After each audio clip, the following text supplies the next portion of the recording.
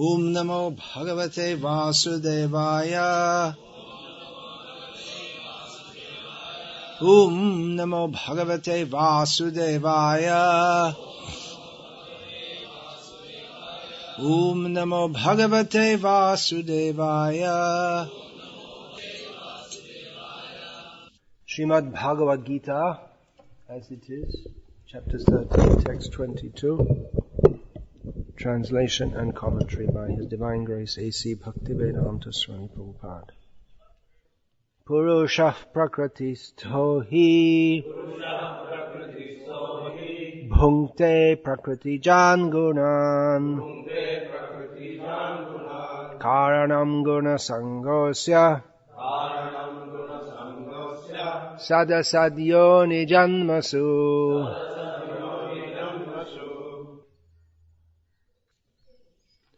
Translation: the living entity in material nature thus follows the ways of life, enjoying the three modes of nature. This is due to association with that material nature. Thus he meets with good and evil among various species. Purport: this verse is very important for an understanding of how the living entities transmigrate from one body to another. It is explained in the second chapter that the living entity is transmigrating from one body to another just as one changes dress. This change of dress is due to his attachment to material existence. As long as he is captivated by this false manifestation, he has to continue transmigrating from one body to another. Due to his desire to lord it over material nature, he is put into such undesirable circumstances. Under the influence of material desire, the entity is born sometimes as a demigod, sometimes as a man, sometimes as a beast, as a bird, as a worm, as an aquatic, as a saintly man, as a bug. This is going on. And in all cases, the living entity thinks himself to be the master of his circumstances, yet he is under the influence of material nature.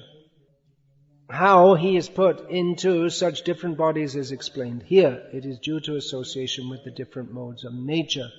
One has to rise, therefore, above the three material modes and become situated in the transcendental position. That is called Krishna consciousness. Unless one is situated in Krishna consciousness, his material consciousness will oblige him to transfer from one body to another because he has material desires since time immemorial. But he has to change that conception. That change can be effected only by hearing from authoritative sources. The best example is here. Arjuna is hearing the science of God from Krishna. The living entity, if he submits to this hearing process, will lose his long-cherished desire to dominate material nature, and gradually and proportionately as he reduces his long desire to dominate, he comes to enjoy spiritual happiness. In a Vedic mantra, it is said that as he becomes learned in association with the Supreme Personality of Godhead, he proportionately relishes his eternal blissful life. I chose this verse to speak on today because I wanted to speak on a specific topic. I often like to speak on topical and controversial topics examined from the perspective of Shastra and the Acharyas and specifically Srila Prabhupada. I was hoping I would get feedback from Dhrutakama Prabhu at the end of saying all this, because being controversial, any topic that's controversial means there are different angles of looking at it, and Dhrutakama Prabhu is an independently thinking Vaishnava intellectual. So he may not agree with all the perspectives that I put, or may add some other perspectives, but he's informed me that he has to go out to give a lecture, so he won't be able to be through all the class. Anyway, This, I wanted to speak on this due to some discussion that's been going on some email conference of which Duta Karma Prabhu is also a member, some side discussions. Here, Sada Sad Yoni means, or it can be taken to mean, good and bad births. So, the spectrum of good and bad births, or a large part of the spectrum, is mentioned in Brahma Samhita. Yastvindra gopamata vindra mahosva karma bandhana rupa pala bhajaramata noti karmani nirdahati kintu cha bhakti bhaja govindamadi purusham tamaham bhajami. The beginning of this verse states that due to karmic activities, or due to karmic results, the living entity in the material world achieves or attains or is awarded bodies ranging from that of Indra, the king of heaven, down to that of Indragop. There is higher and there is lower, but there is higher than Indra and there's lower than Indragop. But this is a broad part of the spectrum. So, there are better and worse births. That's not the controversial part. That's another controversy. Some people don't believe in reincarnation. Many people don't believe in Indra. But that human birth is considered better than an animal birth, that is not very controversial. But in the modern age, that certain human births are considered better than others, that's a controversial point I wanted to discuss today. Now we find in Bhagavad-gita, Krishna says, that a learned person sees all living beings equally.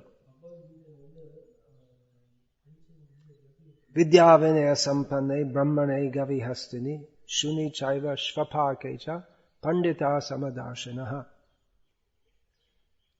A learned person, and here Krishna is suggesting not one who has simply book knowledge, but who has realized knowledge, sees a knowledgeable and humble Brahmin, Vidya vinaya sampanne brahmane, a cow, a cow elephant, means a female cow, a dog and a dog eater with equal vision. But obviously that doesn't mean that one treats all in exactly the same way. One behaves differently with a human and with an elephant. And one behaves differently with a brahmana and a chandal. Dog eater is another synonym for chandal. And we see in various places in Bhagavad-gita that gradation by birth is accepted. And Arjuna's concern, by which he was prepared not to fight, was that strishu dushtasu varshnaya jayate varna sankara. That if women are polluted, then unwanted children will be born, or rogue and rascal kind of class will be born. And again, repeatedly in Bhagavad-gita we see that Dambho darpo bhimanascha krodha parushamevacha agyana cha bhijatasya partha sampadam asurim. So Krishna speaks here of the qualities that are inborn in the people of demoniac disposition. The bad qualities. Pride, arrogance, conceit, harsh speech, anger, and ignorance are characteristic of the demons. And Krishna also assures, that means they're born with such qualities. It means that from this verse which we read today, we can understand that they're born with those qualities. That we find, that is mentioned via, what is that? What is that? Shrotra shaksha sparshancha rasnam granam adhishtaya manaschaiva vishayanupasevate. One gets a kind of different kinds of sense organs and mind. One enjoys the material, or experiences the material world through different sense organs which one acquires. But that's not the verse. It's the verse just before that. That the one carries one's conception of life. Like the wind blows from one place to another. What's that verse? Can't remember. All right, I'll stop trying to remember it. About the godly people also, Krishna says to Arjuna, Ma Shucha. What is that? Ma Shucha Pandava. Ma Shucha Sampadam Daivim Abhijatosi Pandava. Don't worry, Arjuna, you're not a demon, Krishna tells Arjuna. You are born with the godly qualities. Again in Bhagavad-gita, another controversial verse, Manghi Partavya Pashasha Ye Pisu Papayoneha Striyo Vaishas Tata Shudras Tepi Yanti Param Gatim. That there is Papayoni. Some births are considered sinful. Just to be born in a particular family is considered, or a particular status is considered sinful. Again, his Sadasadyoni, so Papayoni can be considered. Make a note of that. We have Sadasadyoni, Papayoni, and then that's the point, that the spiritual point, that even though some are born in a higher position, some are born in a lower position, if they worship Krishna, everyone can achieve the supreme destination. So this is the equal vision that a learned person sees everyone as spirit soul. So again in Bhagavad-gita, Shuchinam Srimatam Gehe, that the fallen, or the fallen yogi takes a good birth, not a bad birth. Kiratuhun in the Bhagavatam, Kiratuhunandra Pulinda Pulkasha Abhira Shumbha Yavana Kasadayai Ye Necha Papa Yadapashrayashaya Shudhyanti Tasmai Prabhavishnave Namaha. There's a list of races which are considered sinful. Just to be born in such a race is considered that you are from the outset sinful. So these are classified in various ways. Kirata, Srila Prabhupada identified that as the Chinese. Don't have to speak about that too much when you preach in China. You may not like that. Hun, that must be in the Germans, I guess. Andhra, sorry, all the Telugu speakers here. Anyway, some of you can become from Telangana. Then you won't. That's an Andhra Pradesh joke. You don't know about that unless you read the newspapers. Anyway, Hunandra, Pulinda, that's Turks or some Greeks. Anyway, they're all considered fallen, sinful, and lowly.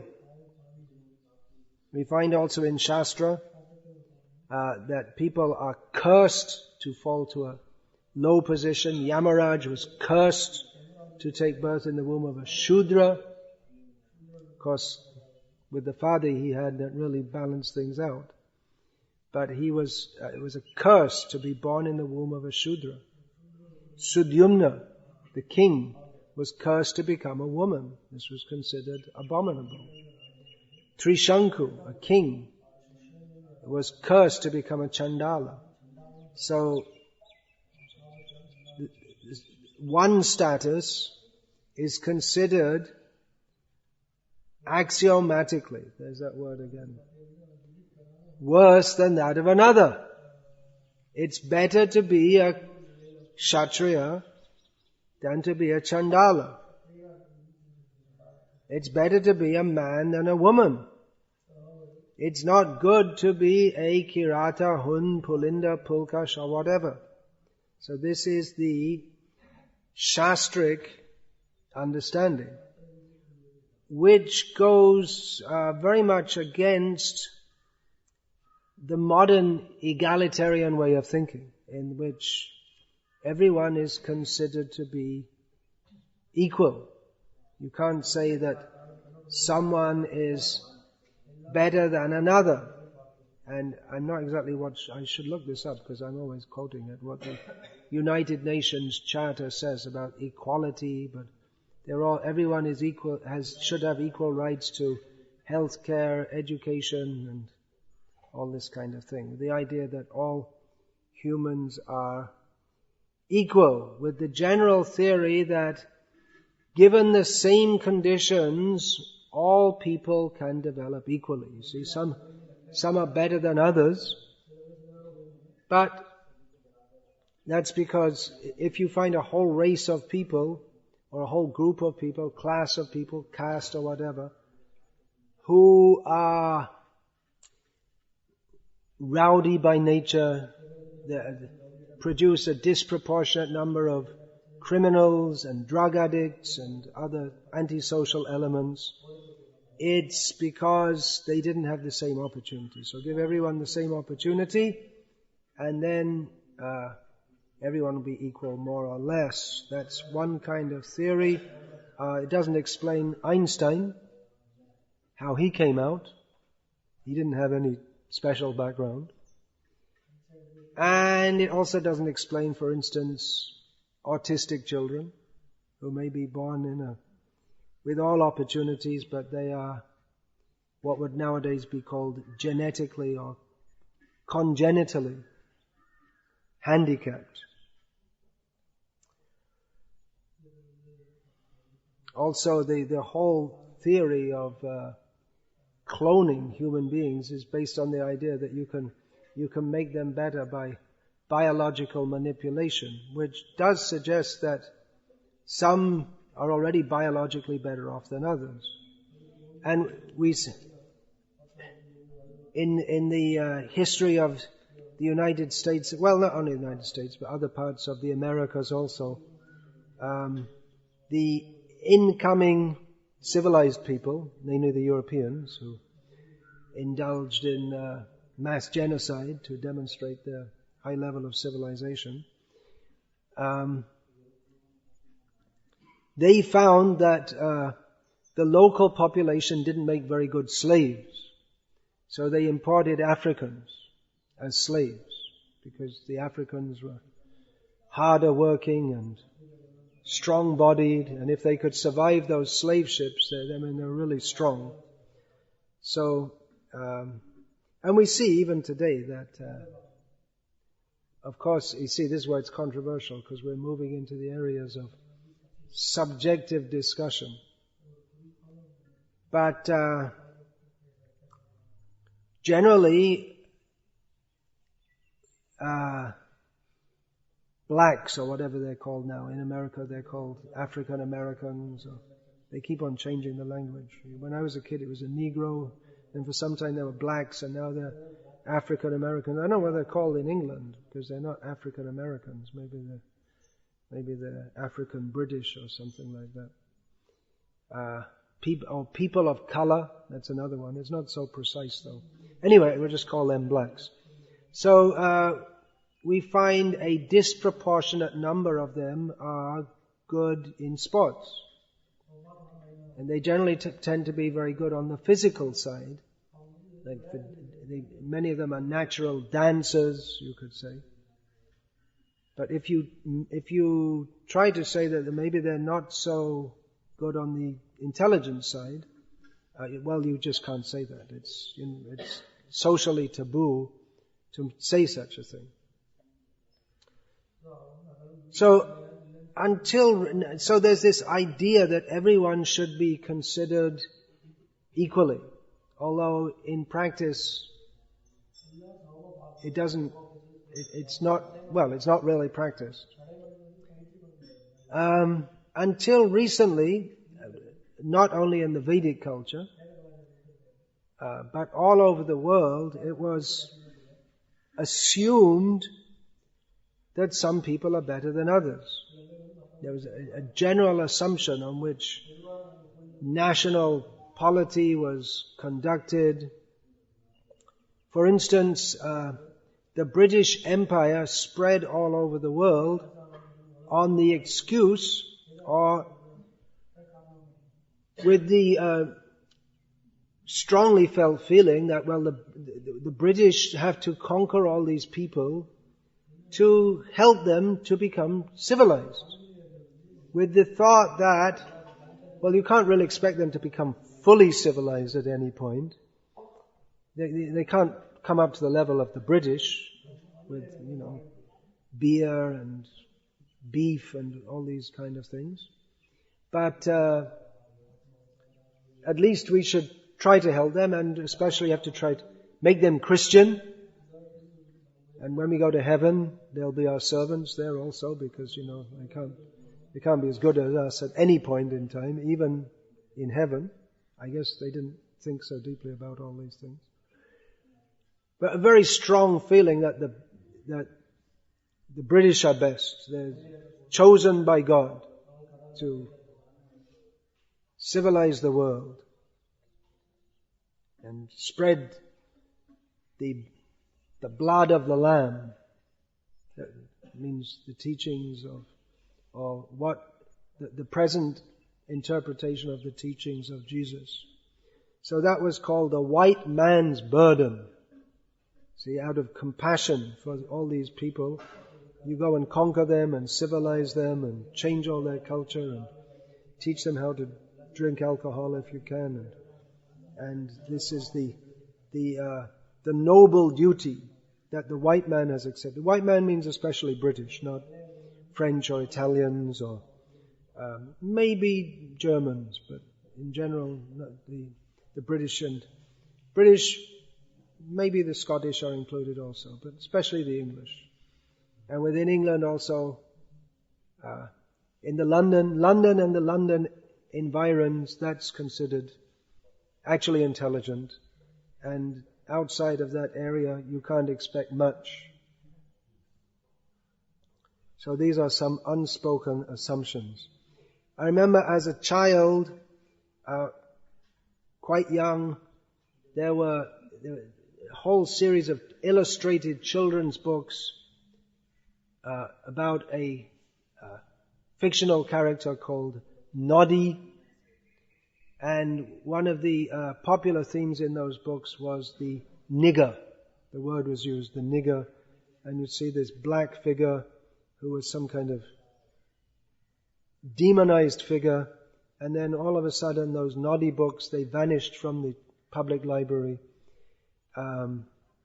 Probably under the influence of the civil rights movement coming from America, headed by Martin Luther King, who there's a lot of talk about in these days.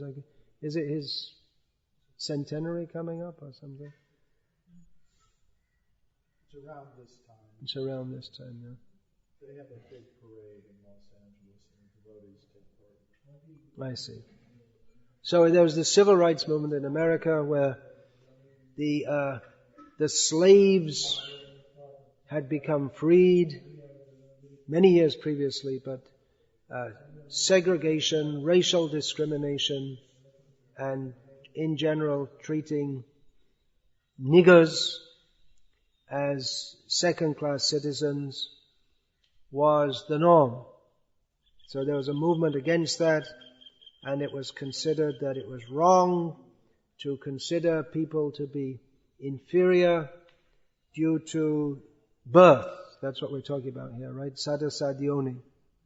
That everyone has an equal right to be a citizen of the country they're in.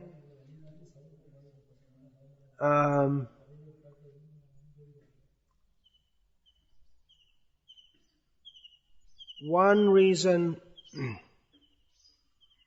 well, there may be various reasons, but the idea of racial superiority or that got a heavy blow due to the excesses of Nazi Germany. Hitler's philosophy or dogma or whatever you want to call it was that the Aryans, which meant for him the Germans, they are the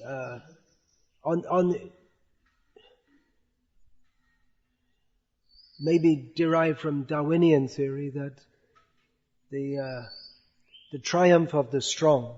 So the Germans are physically the best, the most beautiful, the most the strongest, the most intelligent, and therefore they should dominate the world.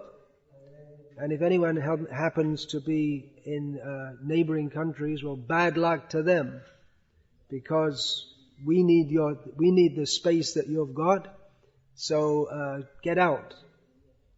And especially the Jews were considered the scourge of the earth, which wasn't invented by Hitler, that was going back for hundreds of years. The idea that all the problems in the world are caused by the Jews. So Hitler, by various policies, wanted to exterminate the Jews and homosexuals and gypsies and mentally retarded people, and maybe some other categories also. Now, this was derived from what was called eugenics. His theories were derived from what was called eugenics, with the theory of breeding human beings. With the idea, you see, that humans breed horses, so you get race horses and pack horses and all different kinds of horses for different kinds of functions. And they breed pigeons for racing, and you breed dogs, so you get collie dogs and German shepherds and chihuahuas and Labradors and all different kinds of dogs with different characteristics. So why not breed humans? It makes sense, doesn't it? Why not? So you get the best kind of humans. But Hitler's excesses gave a bad name to eugenics, and as a result, that's gone out of fashion. Contrary to previous belief, it has been seen that giving maybe not equal opportunities, but heightened opportunities to those who were previously denied them has produced some achievers from the ranks of those who were previously thought incapable. And the obvious example of that at the present time is the current President of the United States of America, who, as you probably all know, is a black man, which was not considered possible, that a black-bodied person could rise to such a state or have the ability to discharge such a responsibility. You're not fit for that. It was generally considered. And last year in America, one of my godbrothers, who's a white from South Africa, told me, without any further comment, that there in Florida, the the white people are in a state of denial. They just can't believe that a black man is the President of the United States. And they say, what's wrong with all those people up in the north? Because how did they vote in a black man? But, again, this is all subjective. In many ways, he seems to be more level-headed and intelligent than the previous president. Of course, this is, again, very subjective. Previous president was a WASP, a white Anglo-Saxon Protestant, which is considered the best class in America. Although Obama speaks nicely, basically it's when you see Libya, when they wanted to bomb it and everything, they did. Maybe they speak in different terms, but basically the deployment and withdrawal of troops goes on according to realpolitik without much, it's not anything humanitarian about it. Hillary is the Secretary of State, Hillary Clinton. So although it was previously considered that women are incapable for such tasks, she's stomping all over the world and doing a good job of stomping, sorry to be political, stomping America's interests here, there and everywhere. So does this contradict Shastra? According to Shastra, some births are higher than others within human society also.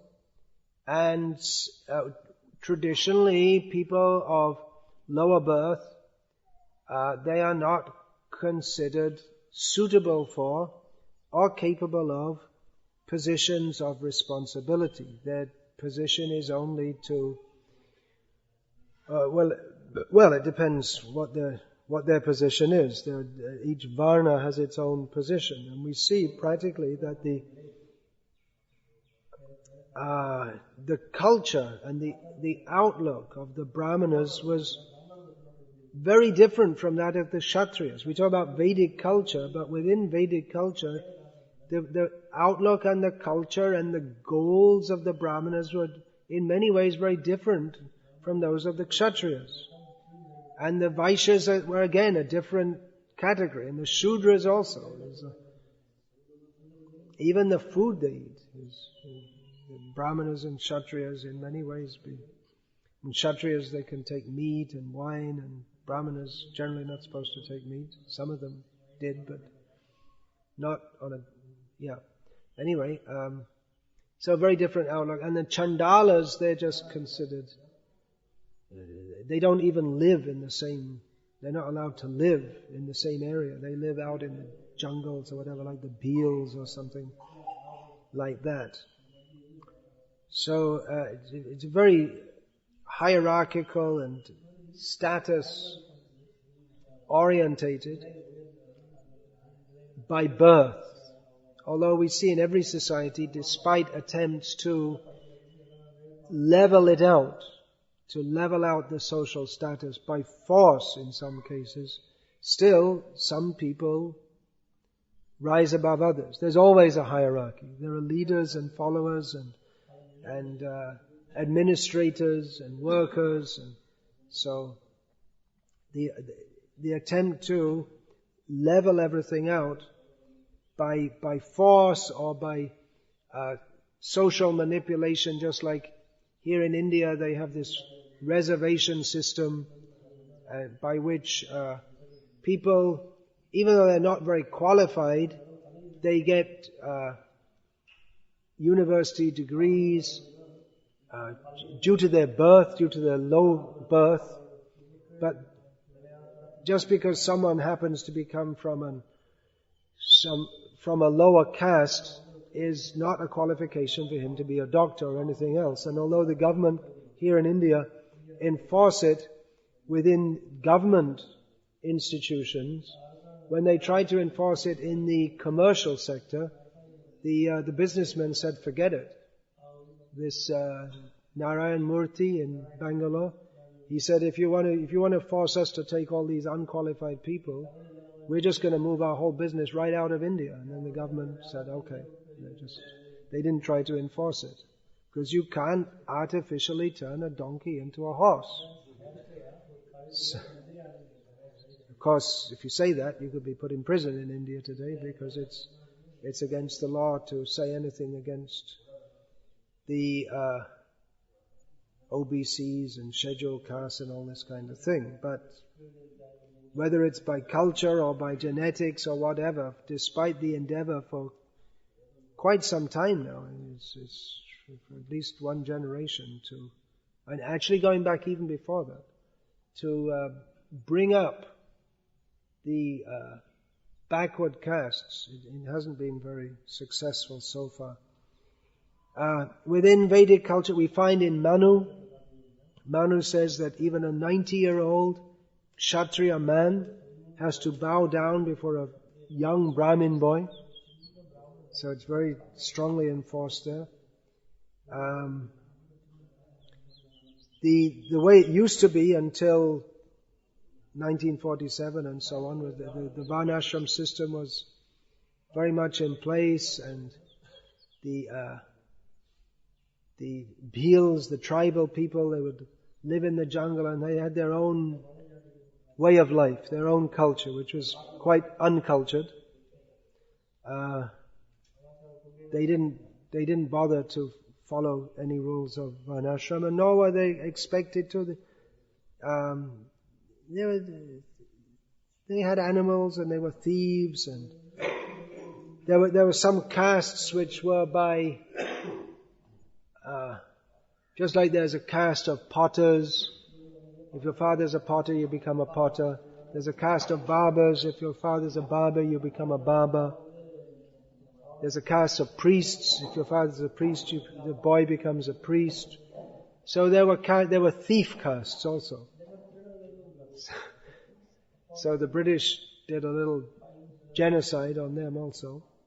Like the Thuggies. This English word thug comes from the Thuggi, which is one caste which was up in Bihar and Bengal, who they worshipped Kali, drunk alcohol, and attacked people and stole all their money and killed them, and that's how they made their living. So the British exterminated them.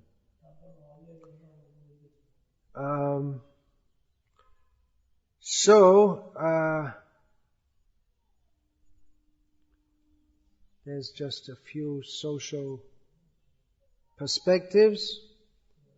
How do we reconcile, or can we reconcile, or should we reconcile, or should we reject Shastric statements that humans have better or worse mentalities or status according to birth? How do we reconcile with that? That with the modern outlook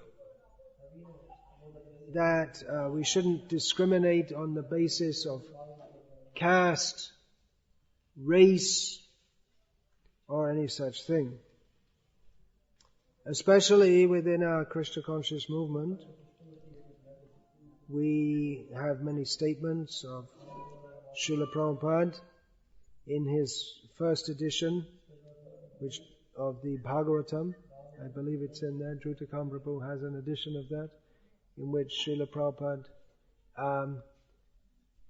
just to give an example of how people get different kinds of births, states that some are born ugly like the Negro, which was edited out because it was considered socially unacceptable. It wasn't, that example with Srila Prabhupada wasn't essential to make his point. Of course,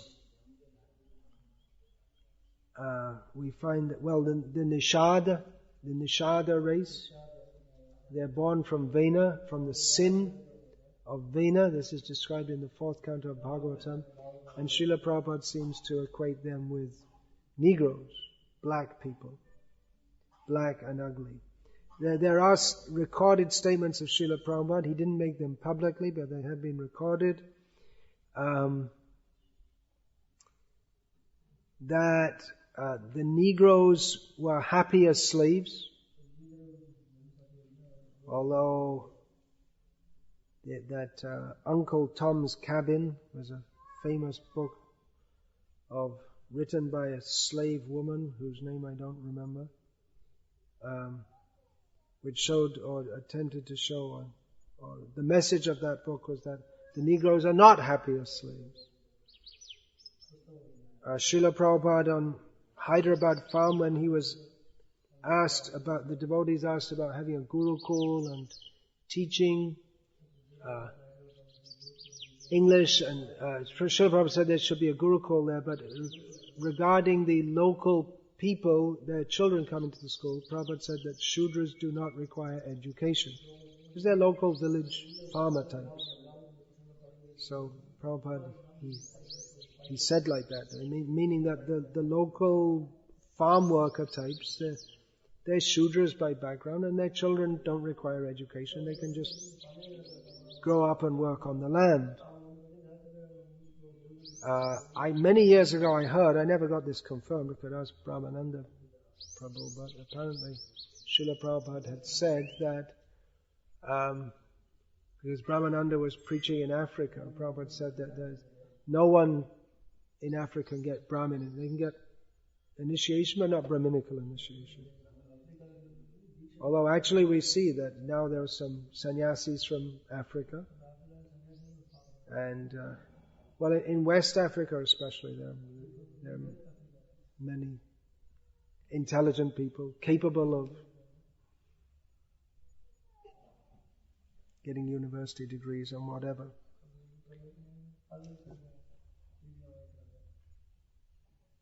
Srila Prabhupada's statements, clearly based on Shastric statements, that women are not meant to be leaders, they're not fit to be leaders. Now, the standard Western academic outlook is that such statements of Shastra reflect human prejudice, which we in our enlightened state have now risen above. That for so many centuries people had so many prejudices, but now we have risen above that and we realize that all people are equal. I just gave that example of communism, where they try to make all people equal.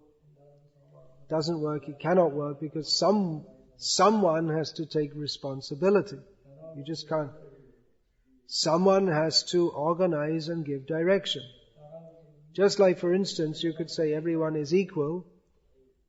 So to make everyone equal in all respects, then everyone would have to do everything. So you couldn't have an engineer directing the building of a bridge, because that would put him in a superior position to others. So you could theoretically have one person direct the building of the bridge one day, and then the next day the person who's directing the building goes to the workforce, and the person who was doing some manual labor the day before becomes the director of the project for another day. But things don't work like that. You have to have special training to be an engineer, and to be a worker you also need some kind of special training. So specialization is required. Certain people have leadership qualities, even if they're not highly educated. This Akbar the Great in India, he couldn't read or write, but he was a consummate politician, and he was able to rule over a massive empire. Even he had good leadership abilities without any formal education. In Islam, the idea is that all are equal. All Muslim is a Muslim brotherhood. All are equal. But factually it doesn't work out. Arab Muslims consider themselves superior to non-Arab Muslims. In India, the lower castes who converted to Islam, or with the idea that they would have an equal status, it didn't work because they even after conversion within Islam in India, they maintain castes, and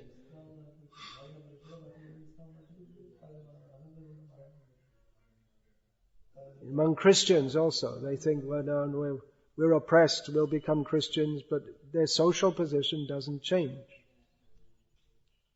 Within Christians in Goa, there are Brahmin Christians after hundreds of years.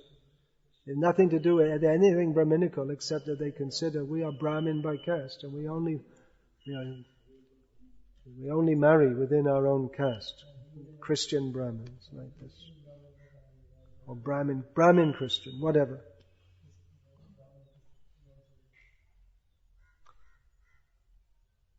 So what is the Shastric view? Karanam guna sangosya sadasad yoni janmasu. That one attains different positions in human society according to one's association with the modes of nature. So someone is born in a Chandal family. How is that going on? Karmana deva netrena jantur deho papatye. That according to one's previous activities and according to the direction of the Supreme Personality of Godhead and the demigods, a living being is placed in a particular body. And so, living beings of similar karmic background and disposition, they get born in similar situations. So all the living beings taking birth as dogs, they're taking birth as dogs because they deserve to be dogs. They acted like dogs, they thought like dogs, and it's suitable for them to have the body of a dog. This is the Shastric understanding. Within human society also, according to the nature one has acquired, it's very complex. Exactly how one gets a particular body so that he can fulfill certain desires, be subjected to certain karmic reactions, develop his consciousness either in a positive or a negative way or a mixed way, according to his previous desires, and at the same time interact with others who also, others he's born with, some of them he's giving pain to, some of them they're giving pain to him, or giving pleasure. It's all very complex, and there's no computer anyone could imagine to design that would be able to work this out. So, karmano hyapi bodhavyam chavi karmana. Akarmanascha bodhavyam gahana karmano gatihi. Krishna says that to understand exactly what, this little different contextually, but to understand exactly what is proper action, what is improper action, what is inaction, is very difficult to understand. It's a very complex subject, but one gets a certain body according to one's previous guna sangha, the modes of nature that one has associated with, gravitated toward, but the caveat, or not the caveat, or anyway, another factor is that whatever situation one has been in, one can, in human life, whatever situation one has acquired, it is possible to improve oneself, and especially by Bhagavad-gita. Even if one is from the most degraded background, that means one was sinful in a previous life, and therefore got a certain birth, he can achieve full perfection. And that's right there in that verse, Kirata Hunandra Palinda Pulkasha, Abhirashambha Yavana Kasadaya, Ye Necha Papa Yadapashrayashraya, Shuddhyanti Tasmai Prabhavishwave Namaha. That even if one is born in a very sinful background, he can become completely purified and achieve the highest perfection by devotional service to Krishna. So this is the escape valve, or even simply from within human society, it's not that because one is born in a certain situation, one is necessarily fixed in that situation. Generally it is so. And the rigidity of what became the caste system in India was detrimental to the proper functioning and purpose of the Varna system. But originally we find that people from any background, if they, as is stated in Bhagavatam, that whatever background one may be from, one can, you don't have to stay with that. We see in the Bhagavatam, what is that? Tattaineva vinir dishat. Yasya lal lakshanam proktam pungsovan abhivyanjakam. Now what is it? Yena vidrisheta. Yadyatrapi drisheta. Yeah, so Narada Muni said, it is seen that all these characteristics which I have stated, yasya yal lakshanam proktam pungso vyapanyabhi, concerning the different varnas, one can be considered not exactly according to birth, but according to how one's actual characteristics that one has. And so we see that, for instance, among the sons of Rishabdev, who is acting as a Kshatriya, the first 9 of the 100, no, not the first 9, but the first was Bharat, who became a king. But 9 of them became Brahmanas, the Navayogendras. There are many examples. The most famous one is that of the Satyakama Jabali, who was born of an unchaste mother, so unchaste that she couldn't say who his father was, but who nevertheless was accepted as Brahmana. So the